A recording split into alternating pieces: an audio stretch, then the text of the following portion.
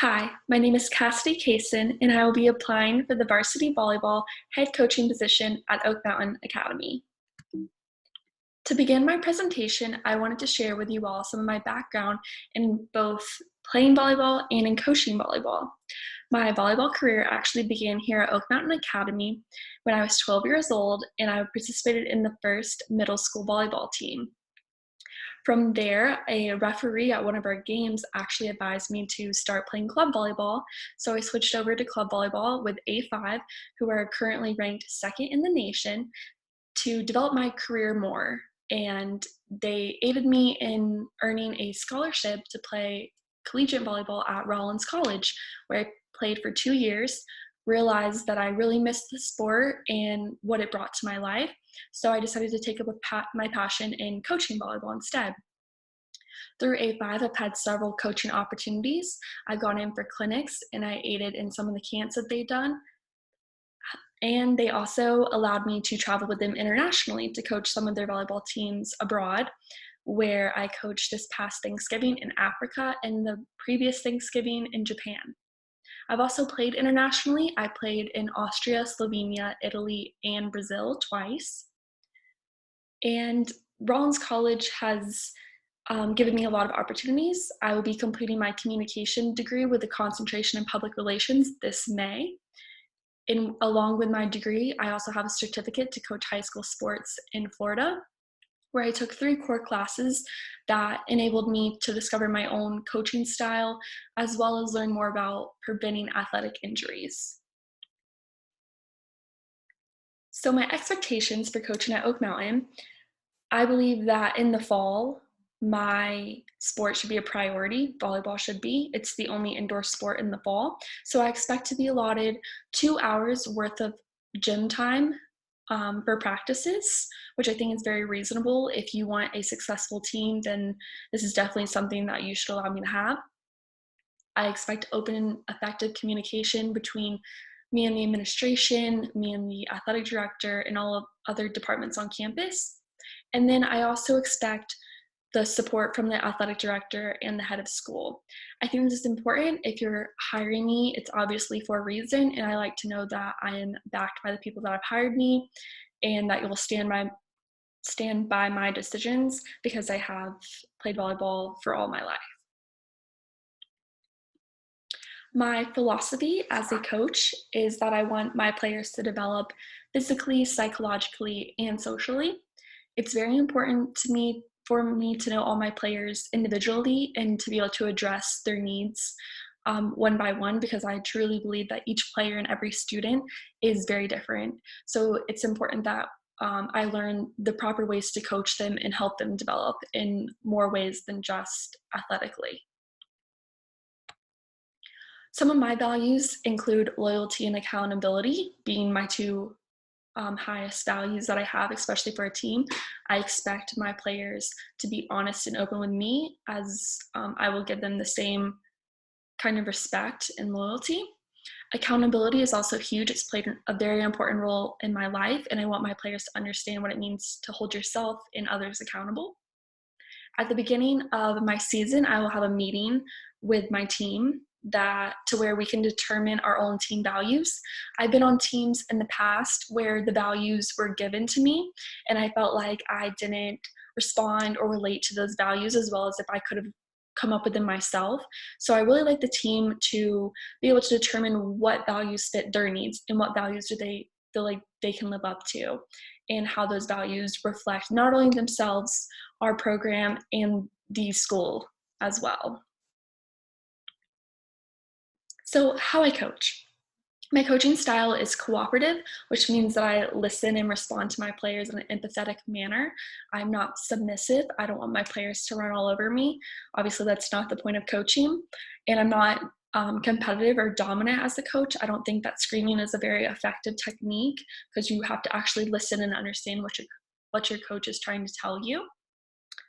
And I like to lead by action. As a coach, you are a role model to your players. Maybe they don't have an older sibling to look up to. Maybe they don't have a parent at home that is really the best example for them. So I like to also live by what I'm convincing my players to live by, and I do that by being a role model to my players and demonstrating good character. Going off of that, I reward appropriate behavior and good character. I like to point out good character. Maybe that's the senior that stays after practice to help take down the net, or the person that comes early to bring in the balls. I like to point this out and let all my players know what is acceptable and what's not, and that way we are rewarding good character, and that's how players can earn playing time. Finally, I also like to be a very motivational coach. I think that's very important. I can speak with my own experiences is one thing that I like to do, and I feel that the players can actually relate to that. But another proven aspect of motivating players is to be able to set goals, and I want to be able to set goals as a team that really relate to volleyball and what we want to accomplish that year. But I also want my players to set individual goals, whether it's to earn 5 kills in every match or it's to earn all A's that semester.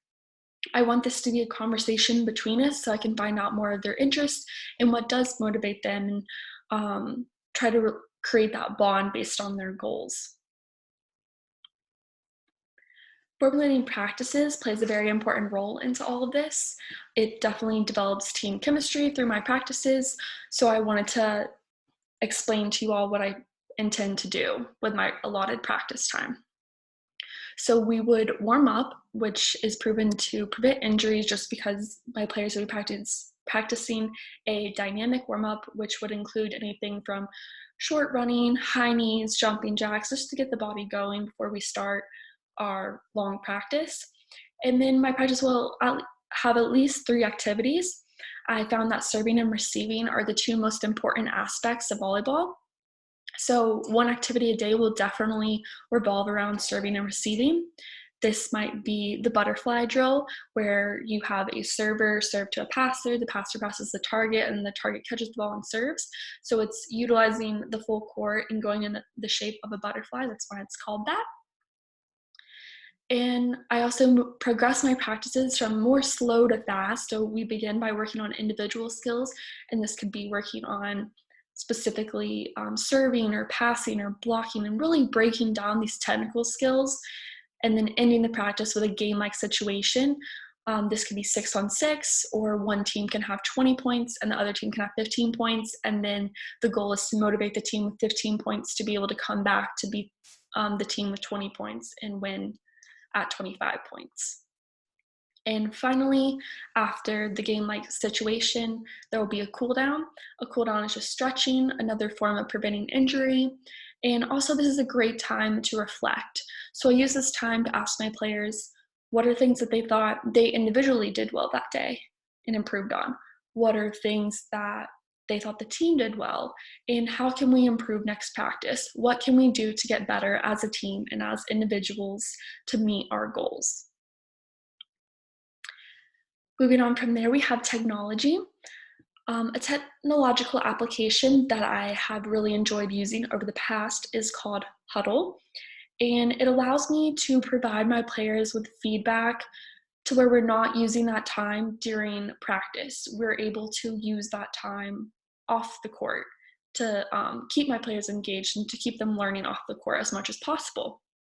So anyone who wants a password, but it's normally the players, athletic directors, and coaches, are all given a password to view specific parts of Huddle. So I could send my player a video clip of her and say, hey, you need to watch your footwork in this video, and then she'll have her own password, she types it in, and then she's able to view the video and my comments, which is great. And another aspect of Huddle is just the overall statistics keeping. So all of our games can be stored on this application, and then they get shipped off, or we ourselves can do the stats for the game, which is really important just down the road if a news reporter comes and says, hey, how many assists did your setter have last year? It's really quick to just bring it up and see how many assists she had and be able to give an accurate number of statistics for someone on record. Another great aspect of this is just the recruiting purpose. So if any players are looking to be recruited, they can use these video clips of themselves and send those off to potential coaches, colleges, send them off to someone else to edit them into a cool format, or we can do that for them. There's just a lot of different aspects of it that are very beneficial. And it's not only for volleyball, so it could be used for soccer, basketball, tennis, golf, whatever sport that you want that keeps track of statistics. It can be used for those sports as well, which is great. I do believe, however, that there is a fee per team that uses it. So just depending on what's in the budget or what's left, that's definitely an option to consider. Other than that, I'll probably also be using my iPhone and my iPad to record players during practice if they are making the same mistake over and over again. It's good to give them a visual right there on the spot of what they're doing wrong so they can work to correct it. On to another value of mine, discipline. So discipline on and off the court. I believe that when you are playing for anyone, you are not only representing yourself, you're representing the sport, your own team, as well as the school, in this case, Oak Mountain. So off the court, I understand that Oak Mountain prides on being student athletes, not only athletes. So it's also very important that my players show up to class and communicate effectively with their professors. I think that this is a great skill to practice before going to college as well, to let your teachers know if you won't be there or if you're running late or something. It's important to continue that communication and for our students to learn that now. I also am aware that Oak Mountain has a strict rule that if you are not there for half the day, then you can't play in a game. So it's also very important for my players to know this rule. That way they know how much we do value academics as well as athletics. Another rule that shouldn't have to be mentioned since this is high school, but I do want to mention it, is no drinking or illicit drug use. I know that this results in expulsion from the school in general, so the same thing would occur on my team, and I'm willing to follow any other academic policies that you guys may have. On the court, I expect my players to show up to practice and meetings on time, have a positive attitude, and display sportsmanship at all times. Sportsmanship is not a value that I mentioned earlier, however, it's very important to me. I want our competitor stands to want to also come and play in our gym because it is a positive environment and it should be somewhere that they feel comfortable being, and they should know that our girls are nice enough that they'll shake their hands after the game and be polite for that matter. It is very prominent in this time, so I figured I would also mention my disciplinary rules about social media. Obviously, as I mentioned earlier, no alcohol will be allowed, so no photos with alcohol will obviously result in suspension from the team. And I also just want to make it very clear to my players that future colleges do look at your social media. I've had internships in the past and even collegiate professors that have asked me for my handles on Instagram and on Twitter. And it's very important that you keep all of your social media platforms clean because there will be a time where someone needs to see it. Right when I got to college as a athlete, my coach wanted to follow me. And fortunately, I didn't have to take time to clean it up then and there. I was able to accept her request immediately because I knew that I've kept it clean throughout my high school career. So I also want to stress this to my players. Being a coach, you work with a lot of different people. Obviously, your players, you're the athletic director, the administration. There's a lot of roles that go into this, so it's important to point out my ability to work with others. Being at Rollins College, a liberal arts college, I've become more culturally aware than most people have. There are definitely more genders, more sexualities, and there are other races that I've learned to address, and I've actually taken a course on how to do so. It's called Intercultural Communication.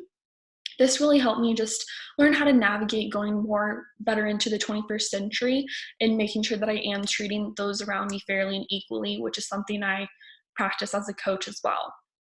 My communication major also required me to work in a lot of group projects. A lot of business majors are actually they minor in communication. So it was interesting working in group projects with people who were not always as like-minded as me.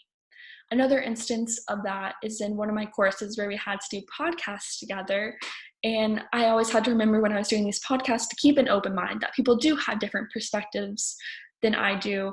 And I want the same environment to be accessible within my team.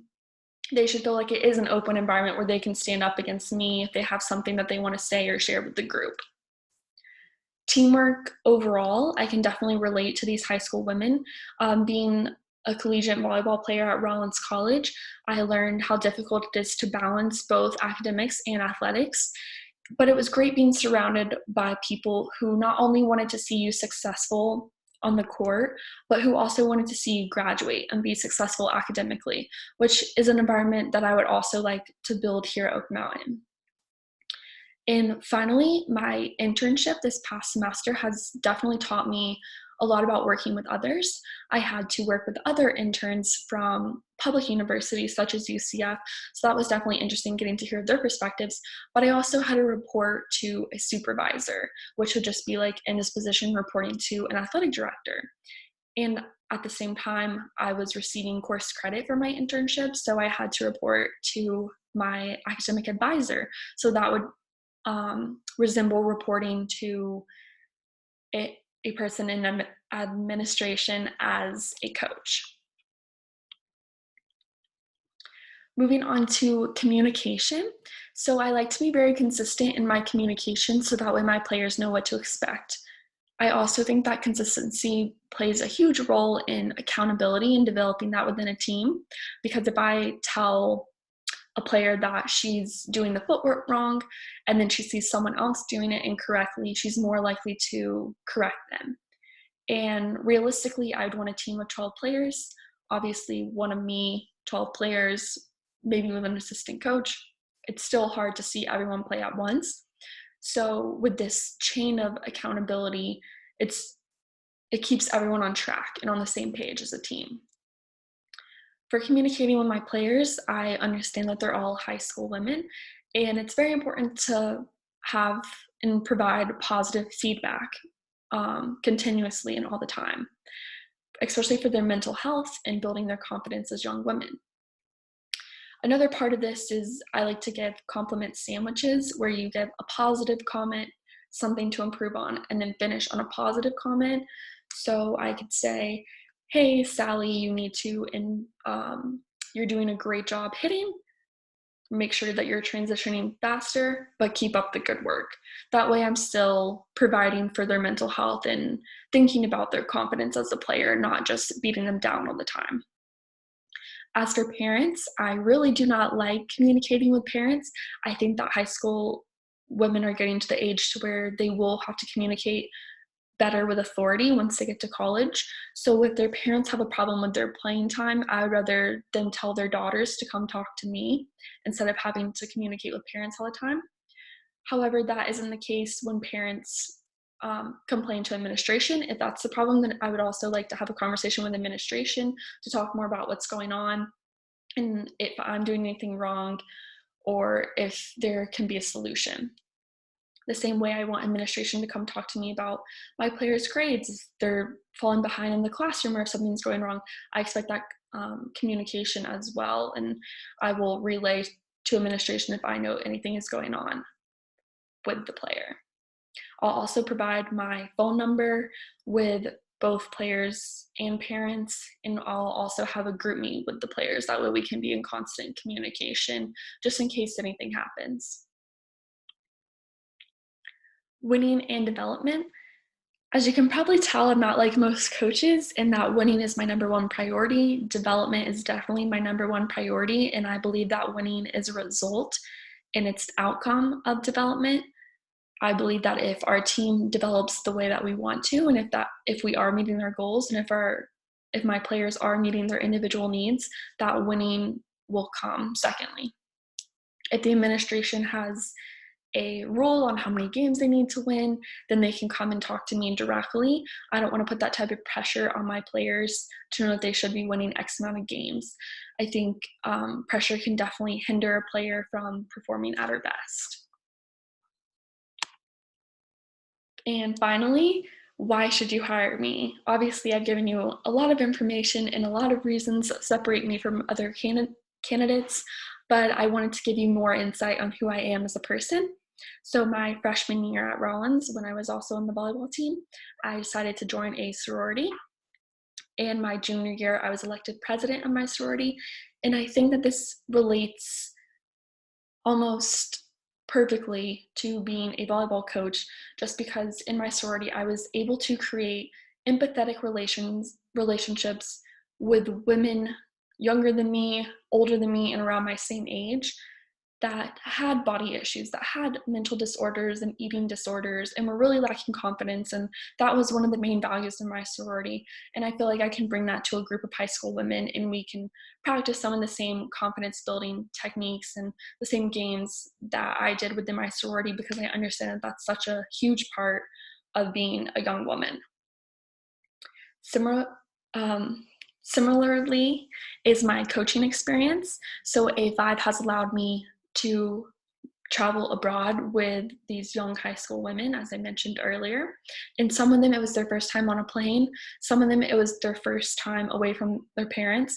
And I was able to share my experiences with them at A5 when I was younger, and really be able to relate with them on a more personal level that most coaches cannot. But overall, I truly care about the future of the athlete. Oak Mountain Academy, I know, has a 100% college acceptance rate, which I think is very important. And we, as coaches, administrators, we should be proud of that. But our players should be too. We should be proud to know that we are promoting a positive environment for our athletes to grow and our students to grow. I think that if you hire me, you will realize that my players will grow and succeed outside of the realms of volleyball. And that's why you should hire me. Thank you.